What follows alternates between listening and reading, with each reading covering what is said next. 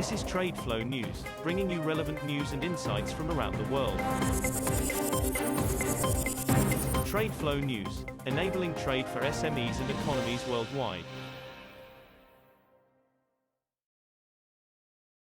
These are some of the key topics that we will be looking into in today's program.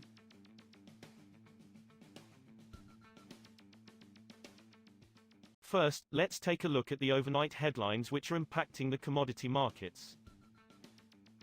Iran temporarily reopened the Strait of Hormuz on Friday following a ceasefire agreement in Lebanon, raising optimism about peace talks.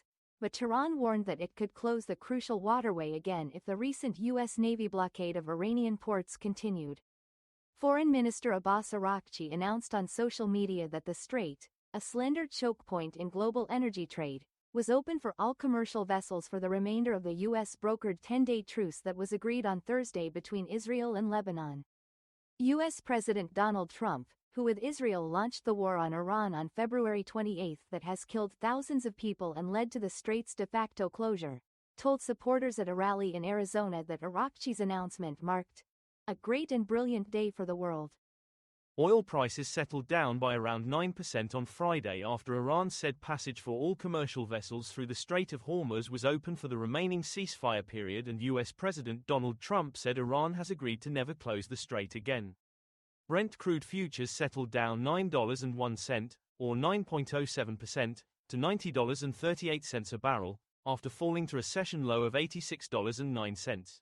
U.S. West Texas Intermediate crude futures settled down $10.48, or 11.45%, at $83.85 a barrel, after touching a low of $80.56. Both contracts made their largest daily decline since April 8. Moving on to the top news in the energy sector. The trading desks of Europe's top three oil majors have reaped billions of dollars from the energy supply crunch caused by the Iran war, eclipsing their more cautious U.S. rivals and helping offset the conflict's impact on their production operations. The war launched by the United States and Israel in late February and Tehran's retaliation against its neighbors have damaged oil and gas infrastructure, disrupted shipping through the Hormuz Strait and kept a large chunk of Gulf production off the market. Together, the trading desks at British majors BP, Shell and France's Total Energies made at least $2.5 billion in the first quarter, according to Reuters calculations based on information from sources at each company. Indian refiners are settling payments for rare cargoes of Iranian oil purchased under a temporary U.S. sanctions waiver using Chinese yuan through Mumbai-based Assisi Bank, four sources with knowledge of the matter said. Last month, Washington unveiled 30-day waivers on U.S. sanctions for the purchase of Russian and Iranian oil at sea in an attempt to ease prices that were driven up by the U.S.-Israeli war on Iran. Treasury Secretary Scott Bessent on Wednesday said the U.S. would not renew the waivers, with the exemption on Iranian oil set to lapse on Sunday.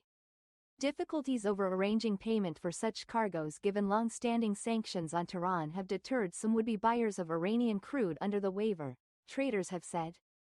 Next, we have the top news in metal market. President Donald Trump told Reuters on Friday that the U.S. will work with Iran to recover its enriched uranium and bring it back to the United States. We're going to get it together. We're going to go in with Iran, at a nice leisurely pace, and go down and start excavating with big machinery. We'll bring it back to the United States, Trump said during a phone interview. He referred to nuclear dust, and added that it would be retrieved very soon. Iran denied agreeing to transfer its enriched uranium to the United States. Aluminium prices fell on Friday after Iran's foreign minister said that passage for all commercial vessels through the Strait of Hormuz was open for the remaining period of ceasefire. Benchmark 3-month aluminium on the London Metal Exchange was down 2.6% at $3,549 a metric ton by 16:01 GMT. The reopening of the Strait of Hormuz, where navigation has been largely suspended since U.S.-Israeli attacks on Iran began on February 28, improves prospects for aluminium exports from the Gulf region, which typically account for around 9% of global supply. We will now look at the top news in the agricultural sector. The U.S. is urging G20 members and the International Monetary Fund and World Bank to take coordinated action to ensure fertilizer access amid disruptions in food trade supply chains caused by the war in the Middle East, two sources familiar with the matter said on Friday.